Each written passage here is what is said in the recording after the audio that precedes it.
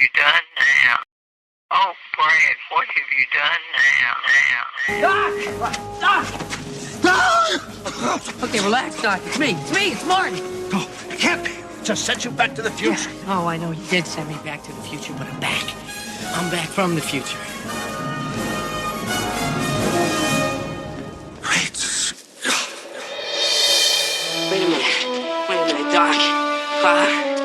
Are you telling me that you built a time machine? Out of a DeLorean? The way I see it, if you're gonna build a time machine into a car, why not do it with some style? Whoa, this is heavy.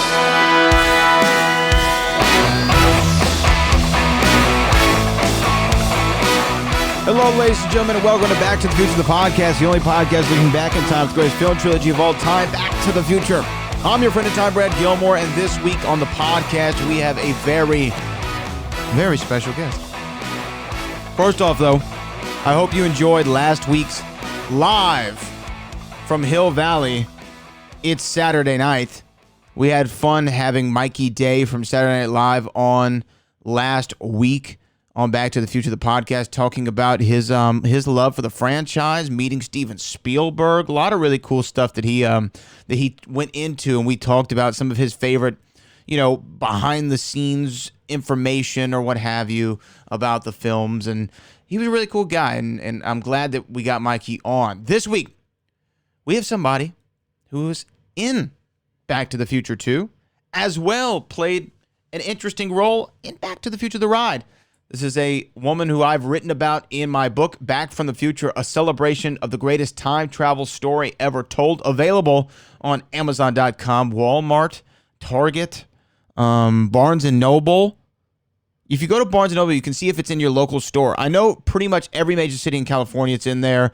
Miami, New York, Chicago. You can find the book in Barnes & Noble stores if they're open right now in your area. So definitely go do that. Show some love and post a picture. Tweet me. I'd love to see it. But Darlene Vogel joins us on Back to the Future, the podcast, this week. She talks about her role in Back to the Future 2 as Spike. She was part of Griff Tannen's gang in Future 2015 Hill Valley. And we talk a little bit about how she got that part, her work on the set, how I think she said was a 2-week shoot turned into 2 months, and more of that. And then Darlene was also Heather, who was the narrator slash secretary slash receptionist slash whatever, news anchor, whatever you want to call her role from Back to the Future, the ride. She plays Heather in Back to the Future, the ride. So she talked about that as well, and how Michael Jackson was involved with Back to the Future, the ride, and more stuff like that. A lot of really cool stories, and we kind of get into her career a little bit more just outside of Back to the Future and what we can expect from her going forward in her acting pursuits. Really excited to talk to Darlene here momentarily. Want to remind everybody to go out there and support Michael J. Fox's new book, No Time Like the Future.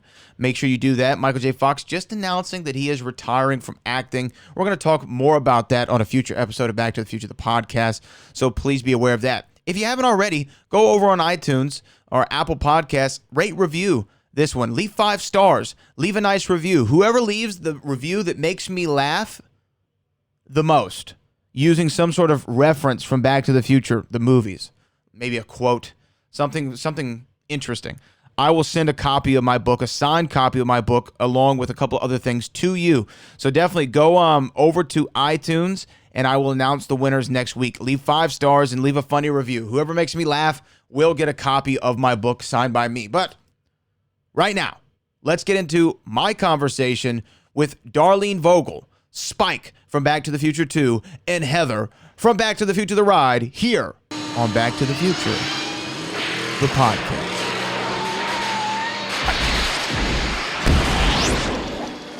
And she joins me right now. Darlene is on the phone with us, Zoom call. We're looking at each other. Darlene, how you doing? I'm doing awesome. How you doing, Brad? I'm good. I'm excited to talk to you. Long time fan, right? I've been a long time fan, but how are you doing out there in beautiful California? Oh, California is beautiful right now. It's a little chilly, but we love it. It's blue skies, and I really can't complain. I'm in, a great area of Santa Monica, so I'm doing pretty well. So catch How about you? I'm good. Texas, it's hot, for 50 weeks a year. So Oh yeah. we have 2 weeks of a little cold, so we'll be fine.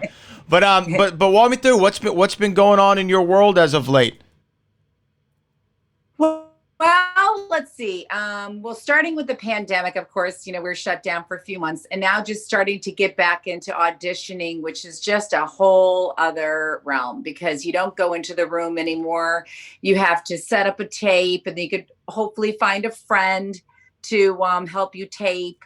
Or and then you have to download it and we transfer it, and then you could spend like hours on this and you don't even know if the casting director will even look at it. So we're in that whole realm right now of auditioning. And with there's a lot of productions that keep getting shut down because of COVID tests and things like that. I have a friend who's doing a movie right now and producing it, and he's just like, they're spending a fortune just in COVID tests.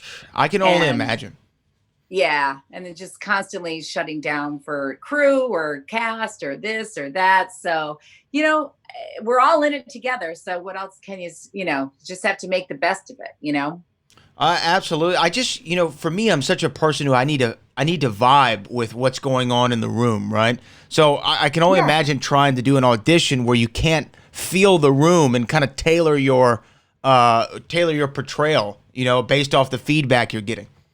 Yeah, exactly. Because they really only watch like the first 3 seconds, and they know by then if okay, do we want her? No, move on. They might not even watch the rest of it. But listen, I've been doing this for 32, 3, 4 years. I don't even know, and and also I'm in a weird age range right now because I am in my 50s, and usually I play the mom of like of a daughter that's in trouble or something. And now, the age range for that has gone way down. And, I have to get older. I have to be like in my, 60s and 70s and look older and, to get different roles. But, I have kids, I have dogs, I have a lot going on. So it keeps me pretty busy. I'm sure that it does. Well, I've been perusing your IMDb, and obviously we're going to talk about your work in Back to the Future, both Part 2 and The Ride, which I want to talk extensively about. But you were on Boy Meets World, which I actually think, for my generation, one of the greatest shows of all time. Right? When I was a kid, one of the best shows of all time. I had Mr. Feeney on the show a couple months ago, who was great. Talk to me about your experience on Boy Meets World. Oh my God, that was so fun. How many episodes did I do? I think you did 4. 4. Yeah. And everyone was so great. I love the kids on the show. I mean, they were kids to me, but because Ben and Fred Savage were always there, and they all had this great camaraderie. They were like family. And that was the first time I ever knew. They taught me this, that you can chew Trident gum with the wrapper on, and it dissolves in your mouth. I thought that was like one of my biggest memories of shooting Boy Meets World, was chewing Trident gum with the wrapper on. And but everyone's so great. And, such talented kids and just adorable. I mean, it's always fun doing sitcom work because it's so quick and you have a live audience, you get the feedback, you get the laughs, so it was really fun. I loved it. And on a normal sitcom, how many days are you there? Because they try to do it throughout the week, right? So you have the table read, maybe a rehearsal, and then a shoot night. Is that all you're doing? Yeah, it's like 5 days or something. And normally the script that you started with changes drastically from Monday to Thursday. So you're like, wait, I loved that line, but then they cut it because it didn't work, or this or that. So yeah, you just rehearse. It's a lot of waiting around, a lot. And especially if you're a guest star, you're only in a couple scenes. So you're just sitting there waiting for your scene to come up. So you're always at the craft service table eating. And so that was my favorite part. Anytime I could eat like on set, that's like my favorite part, because I hate cooking at home. You got to get a free meal somewhere. Oh, yeah. And all the, the candy and everything. I'm such a candy girl. So, but then also, just shoot the breeze with the crew and things like that. But you wait around, you walk around Warner Brothers, you walk around, sound stages and stuff, and wait to go on. And then when they bring in the live audience, you do a whole run through for the producers, and then that night you do like 5 hours. Uh-oh. It's all good. Sorry, someone was calling and I have it on Do Not Disturb. I don't know why that went through. So yeah, so they do the warm up, but it can take like 5 hours to shoot a 30-minute, 24-minute show. Yeah, and as a guest star, would you ever try to, I don't know, you see the script and you think, hey, it would be cool if I kind of approach it this way, and you try to maybe improv on set, or are they pretty strict of, I need you to follow to the letter? You kind of have to, especially if you're a guest star, you kind of have to follow through. There's certain shows where you have to ask, can I change a little thing? Can I do this? Can I do that? Or you ask permission. And there are some shows, especially nighttime drama shows, that you have to say it word for word. You have to ask for everything, especially if you're a guest, which is, difficult, but, because you kind of want to like put your little thing in there too, but sometimes they're just very strict. So how did it all begin for Darlene? Where did you start off? Did you start off always knowing that you wanted to go into acting, or where did the desire start? No, what was funny is, when I was like 10 or 11, I'd be in the bathroom and like take a bottle of shampoo and conditioner or stuff like that, and read the back and pretend I was doing commercials in the mirror, because who does that, right? But I was never in, theater at school. I was never doing any of that. And I actually did a beauty pageant when I was in high school. And I actually won it. It was in New Jersey at the time. And that got me a scholarship to an acting school in New York. And why did I do it? I can't remember why I did it. I can't remember why I went on the beauty pageant. Anyway, but I got a scholarship to an acting school because I took a gap year after high school before I went to college. And in that gap year, I worked, and then I went to New York 3 times a week to acting class. And I just had a ball. I didn't know what I was doing. I had no clue, but I just had so much fun.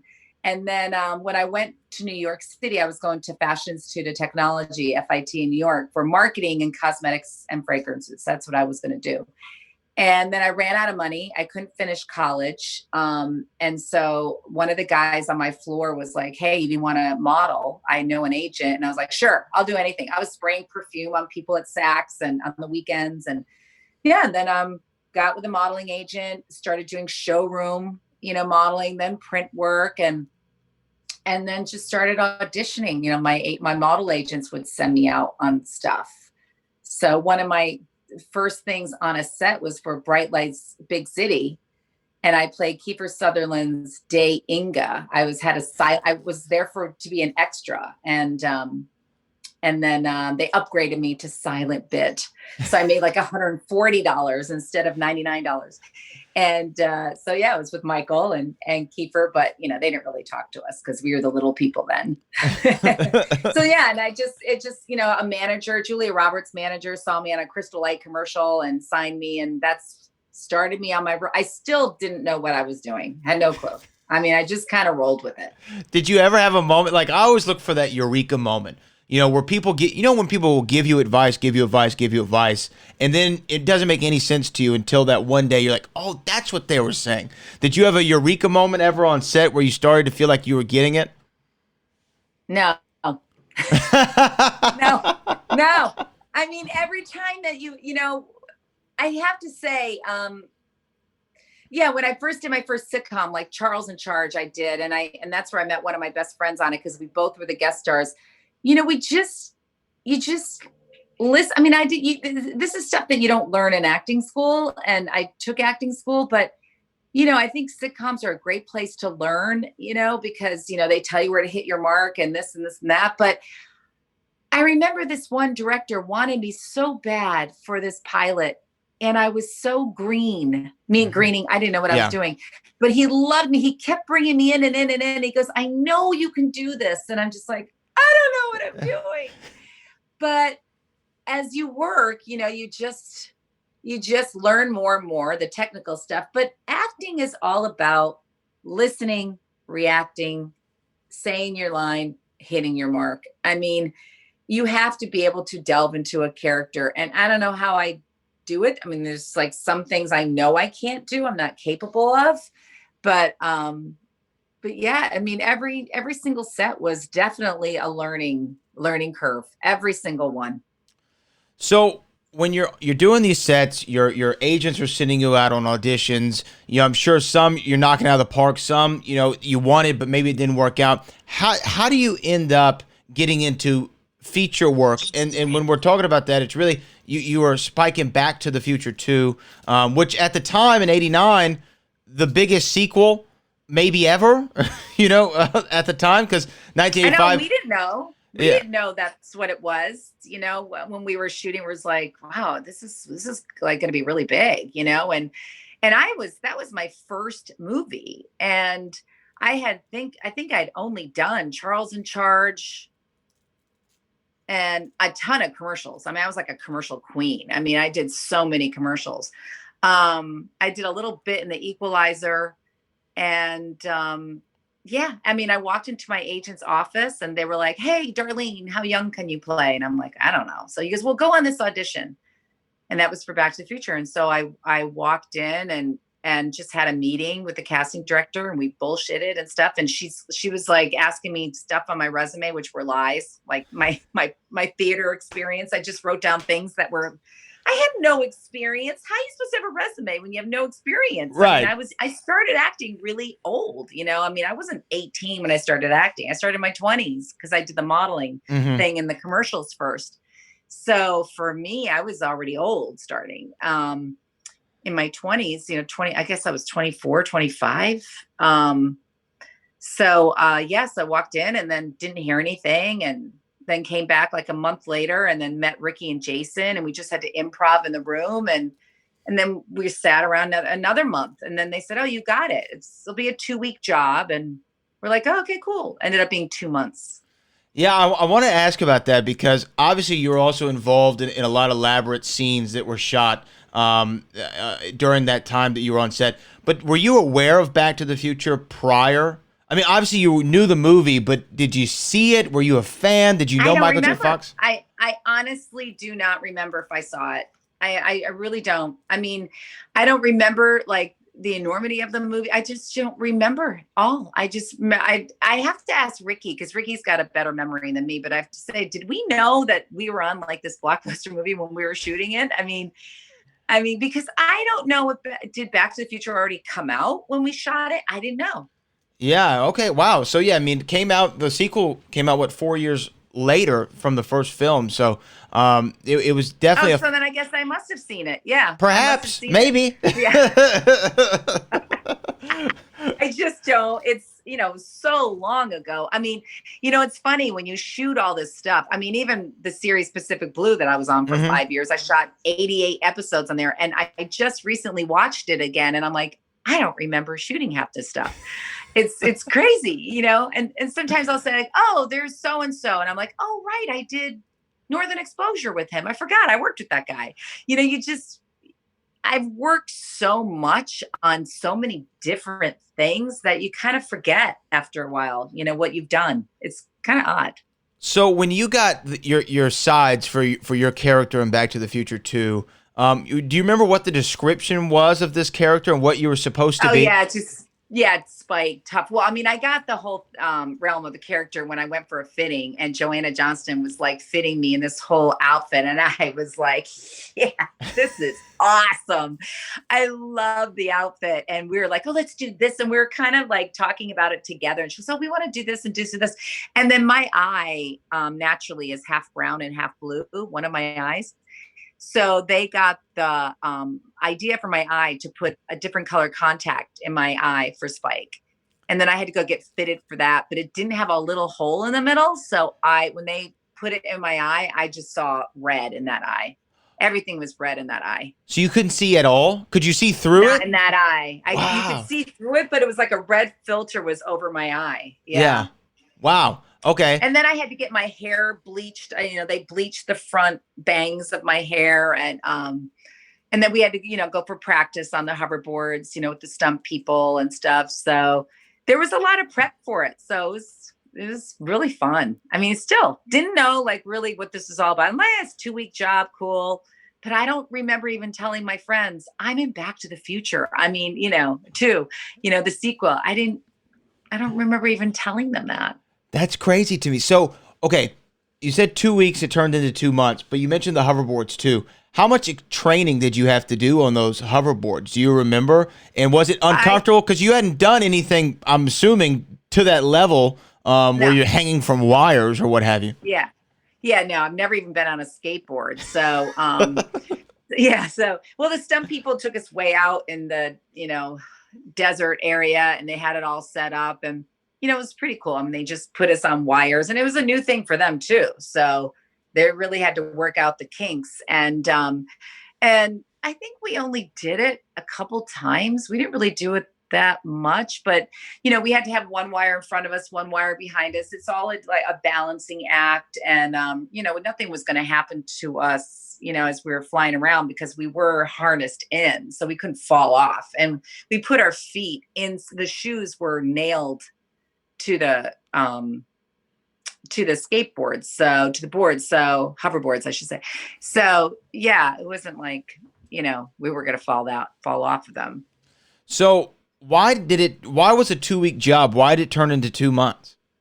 Well, they had that special split camera, so it could show everybody at a different age and stuff. So I thought it was called the Tundra camera. They named it something else in another interview that I saw. But the lighting took for hours because of this special split vision. And so sometimes we'd be sitting there for like 5 hours waiting for them to just light the scene.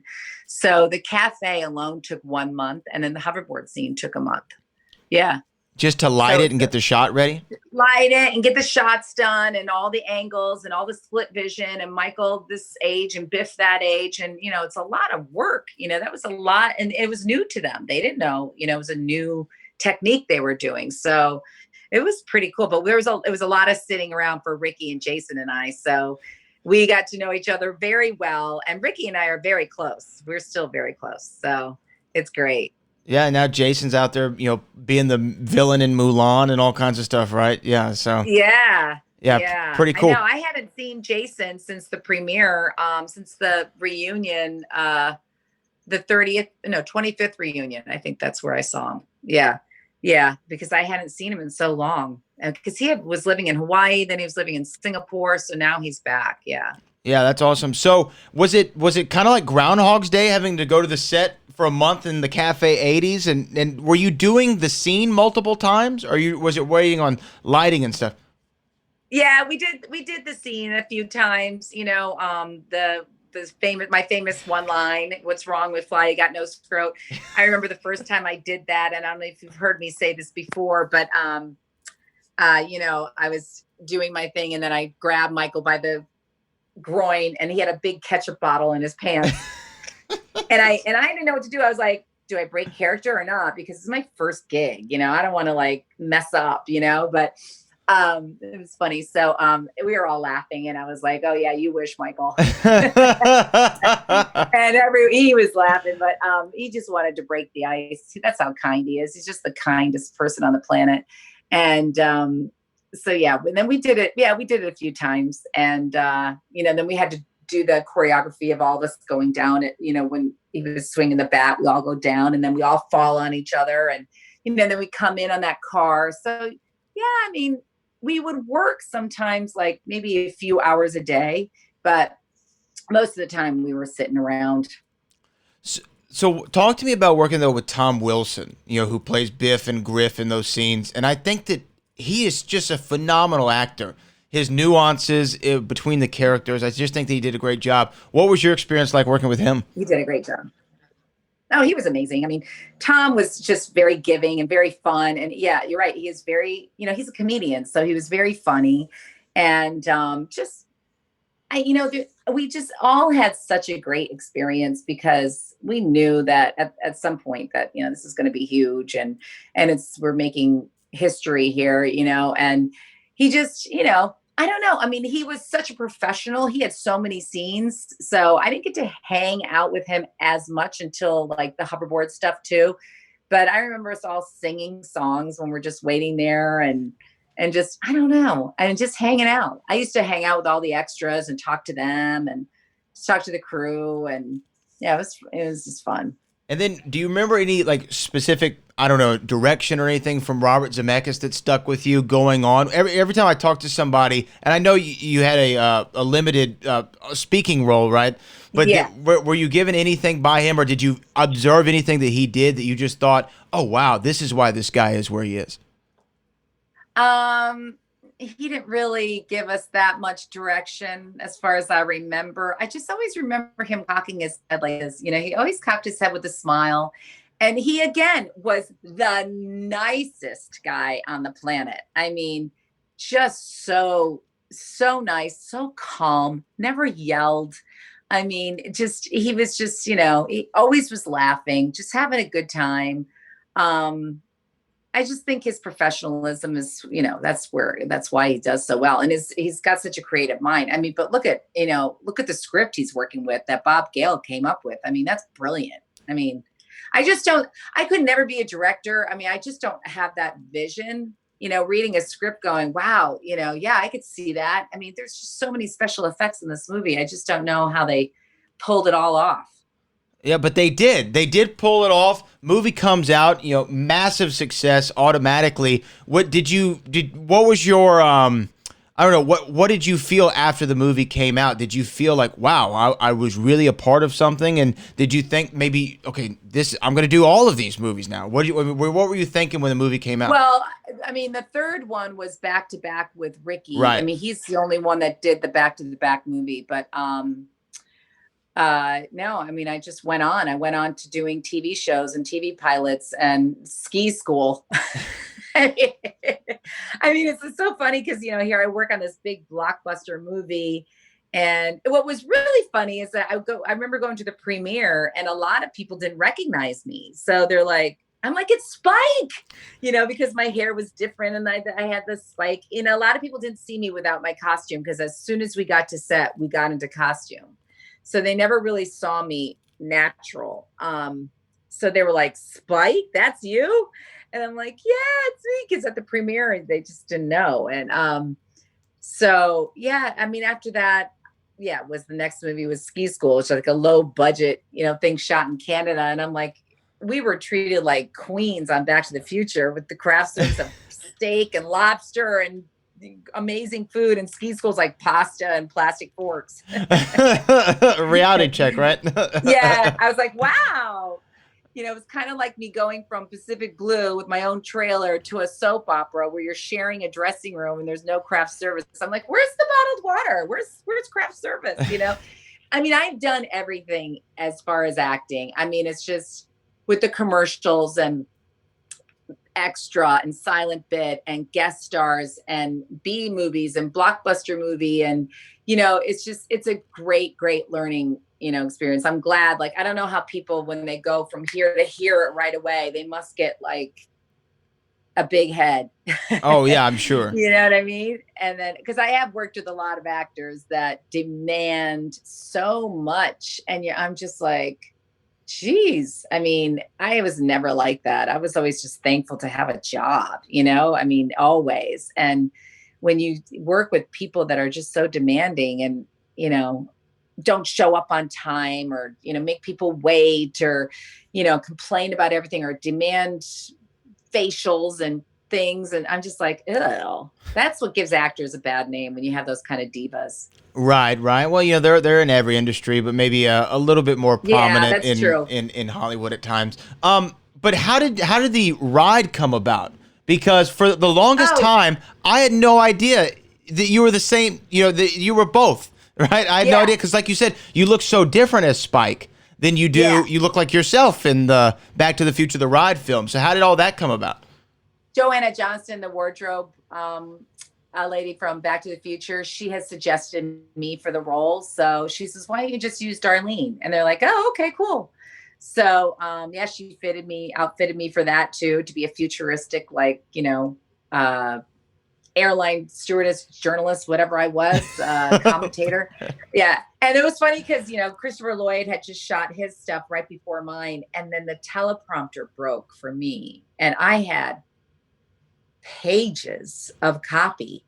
And I'm just like, oh my God, I didn't memorize all this stuff because I knew it was teleprompter. So I just had it right next to me. And since I was like a journalist type of thing or host, I had it right in front of me. So I would be like, and they just shoot it in little clips. So that was fun. I remember going to the premiere of the ride and Michael Jackson was there, and that was pretty cool to go on that. And, Really? but people still didn't recognize me. I mean, people that knew me recognized me, but I remember being on the ride and being in the elevator, and I was coming up on the screen, and people didn't realize I was the same person, like on the screen.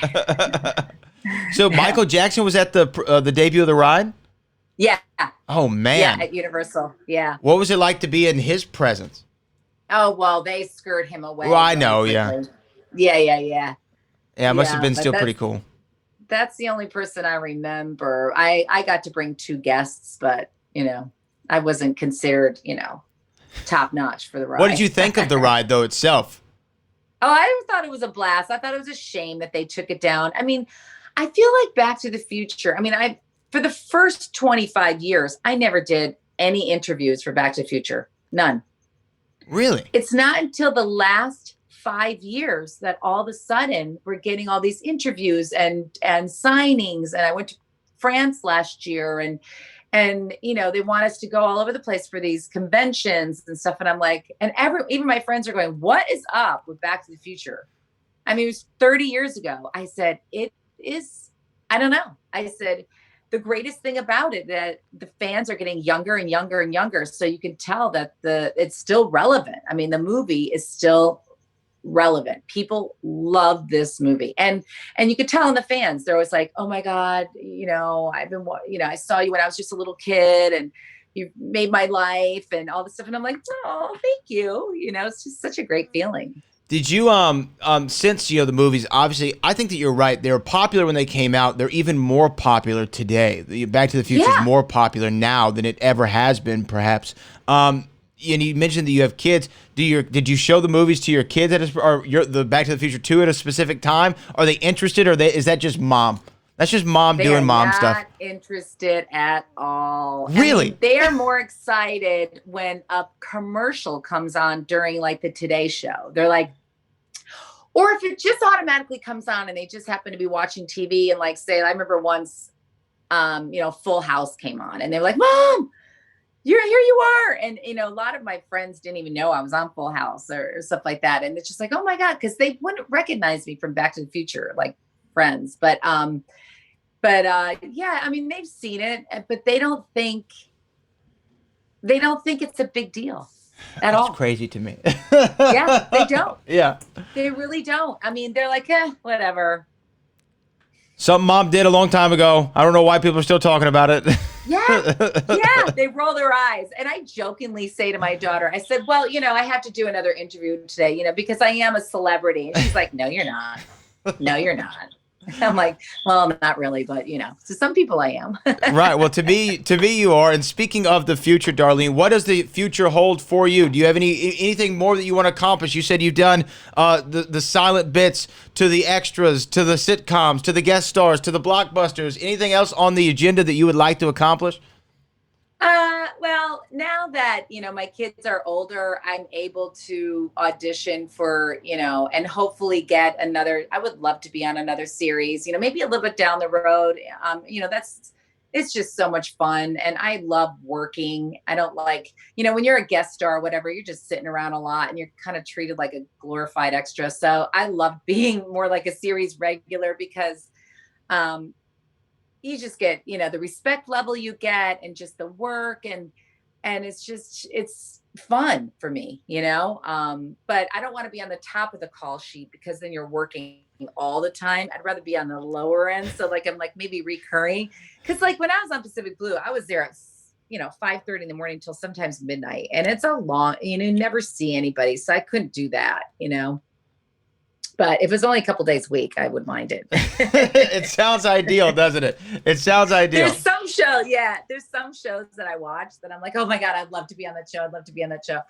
But yeah, but we shall see. You don't know. That's the beauty about this business. You have no idea. I mean, like I always say, Michael J. Fox was selling his last piece of furniture when he got Family Ties. And so that's the beauty of this business. You could like say, I'm done, I quit, it's over. And then all of a sudden an audition comes up and you get it. And it just, you just, get back on again.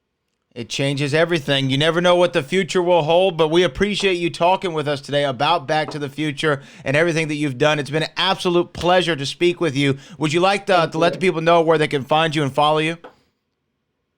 Yeah, I have an Instagram page, Darlene Vogel. I haven't done a web page yet. I just haven't gotten around to. I think I'm too old for all that stuff. But yeah, I'm on Instagram, and I usually post a lot of Back to the Future stuff on there. So you can just follow me on Darlene Vogel.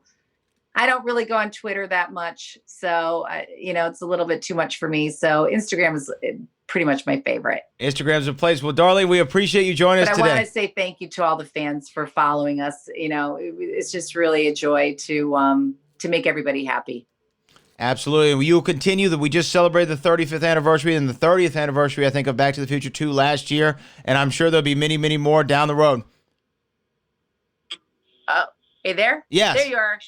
We froze. Oh no, okay. Well, I was just saying, I really appreciate you joining us today, and I'm sure that we'll be celebrating Back to the Future for the decades to come.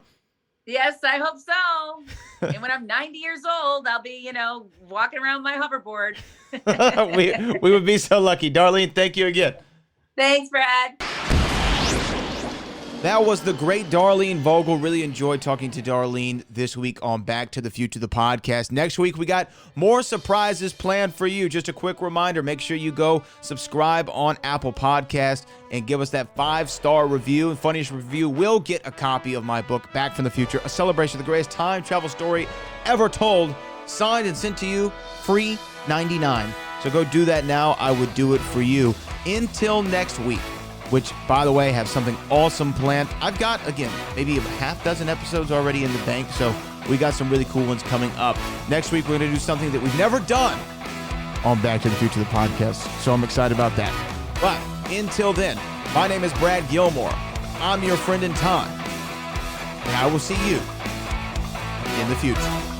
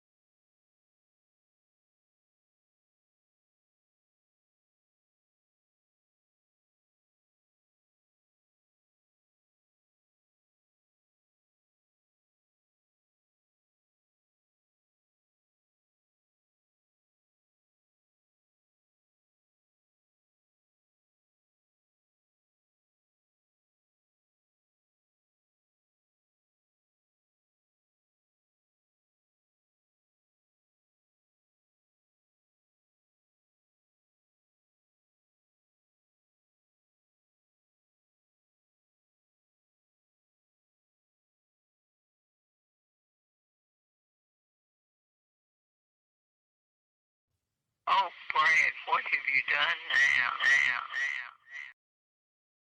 Oh, Brad, what have you done now?